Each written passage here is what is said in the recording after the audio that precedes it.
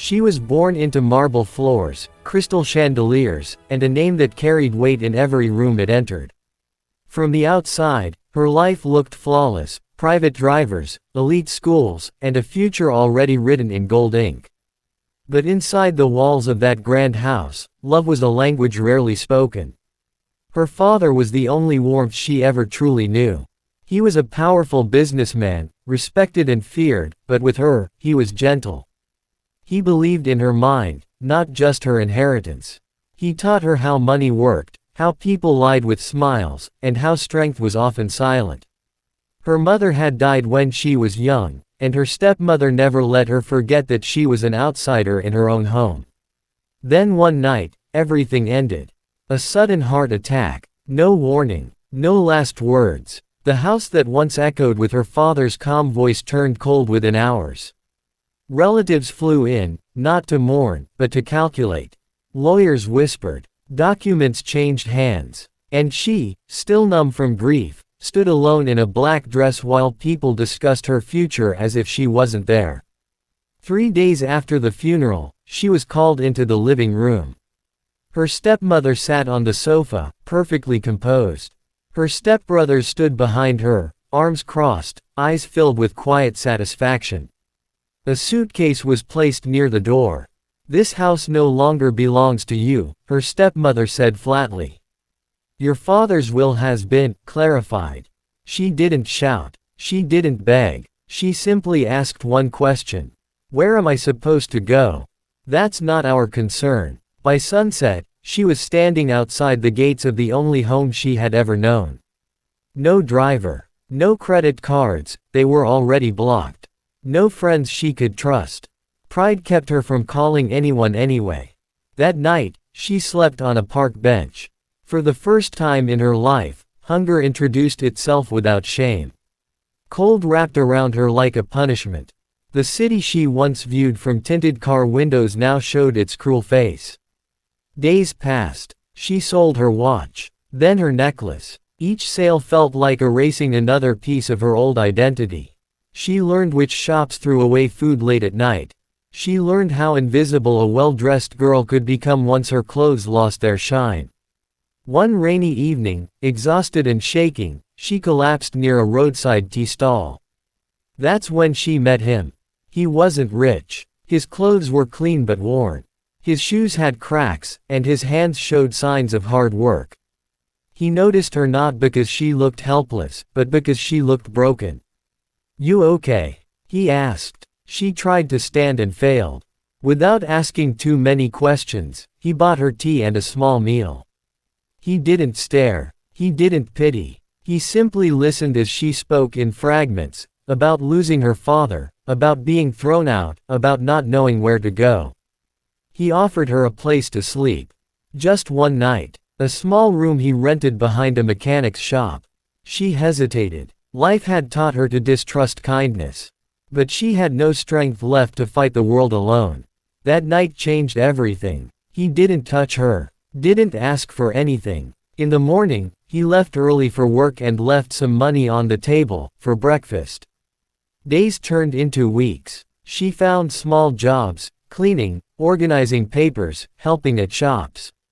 He encouraged her, reminding her she was capable of more.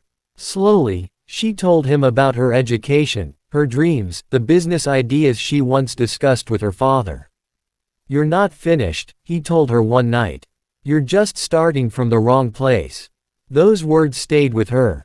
She began studying again, borrowing books, using public libraries. She rebuilt herself quietly, piece by piece.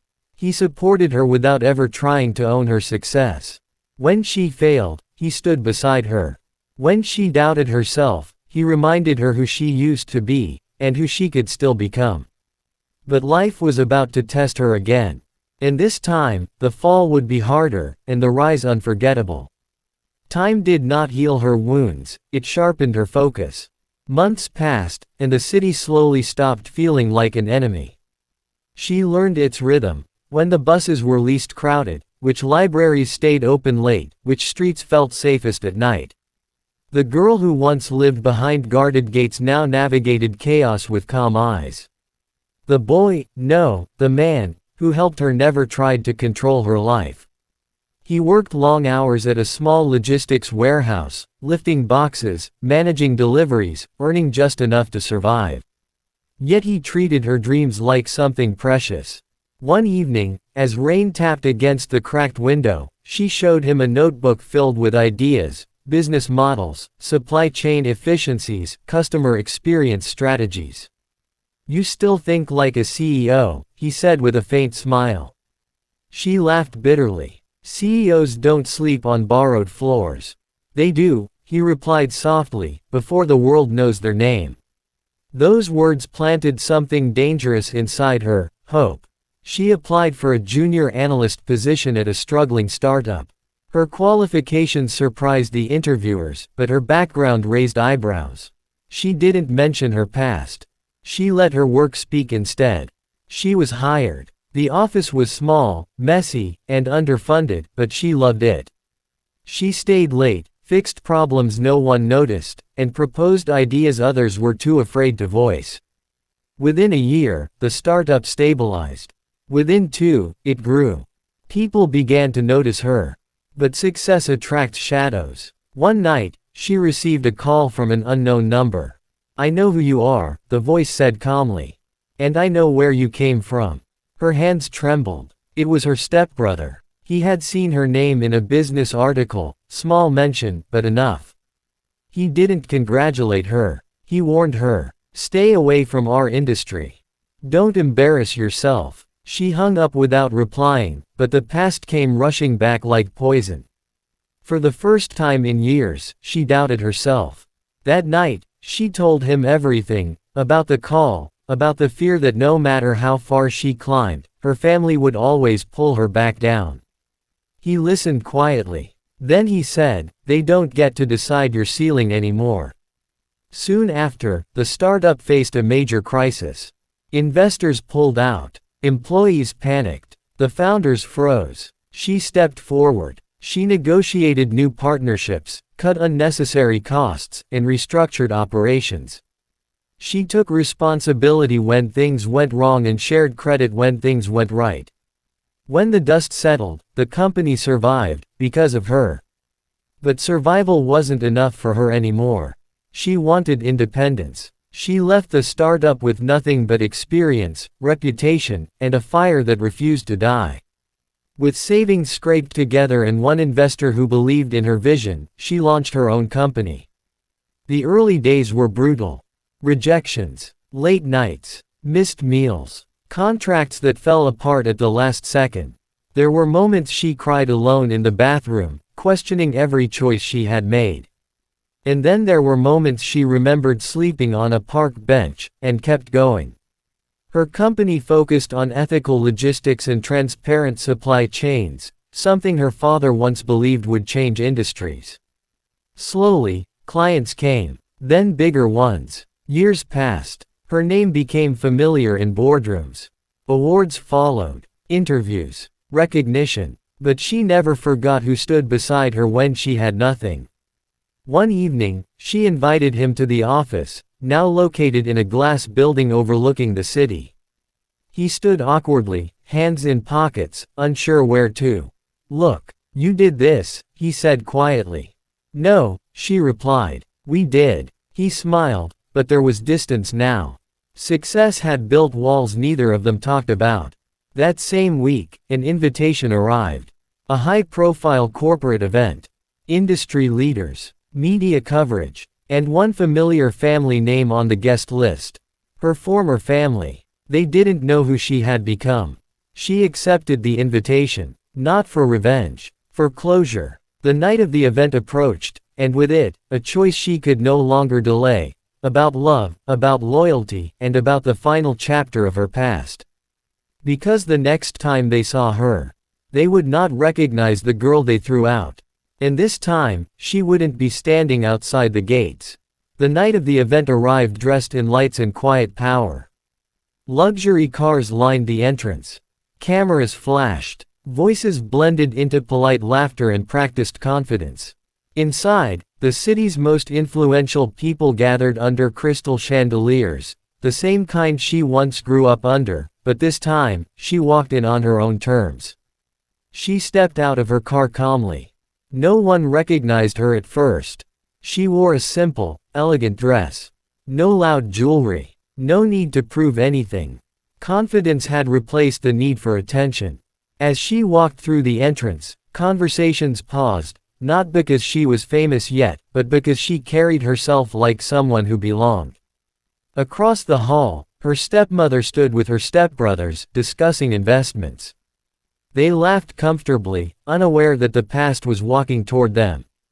Then the announcement began. "Ladies and gentlemen," the host said into the microphone, "tonight, we welcome a leader who transformed an industry through integrity, resilience, and vision." Her stepbrother barely listened. The founder and CEO of one of the fastest-growing logistics companies in the region. Her stepmother frowned slightly. Something about the name felt familiar. "Please welcome." Her name echoed through the hall. Silence. Her stepmother's glass slipped slightly in her hand. One stepbrother turned pale. The other whispered, "That's not possible." She walked onto the stage. Every step felt like closing a chapter. Not with anger, but with clarity. She didn't look at them at first. She looked at the audience. At the people who respected her not because of a surname, but because of what she built. "I wasn't born strong," she began. "I was made strong by loss." The room listened. "There was a time when I had everything, money, security, a name. And then, overnight, I had nothing.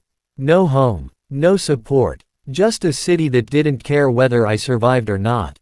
Her stepmother stared, frozen. "I learned something important on the streets," she continued. "Power without humanity is meaningless. And success without integrity is temporary." She paused. "I built this company not to prove anyone wrong, but to prove myself right." Applause filled the room. She finally turned her eyes toward them. Their faces held no anger now.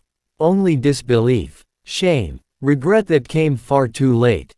She didn't expose them, didn't accuse, didn't seek revenge. She simply existed. After the speech, investors surrounded her. Reporters asked questions. Cameras followed her movements. Her former family stood at a distance, unable to approach, unable to speak. Later that night, as the crowd thinned, her stepmother gathered enough courage to step forward. We didn't know," she said quietly. She met her eyes calmly.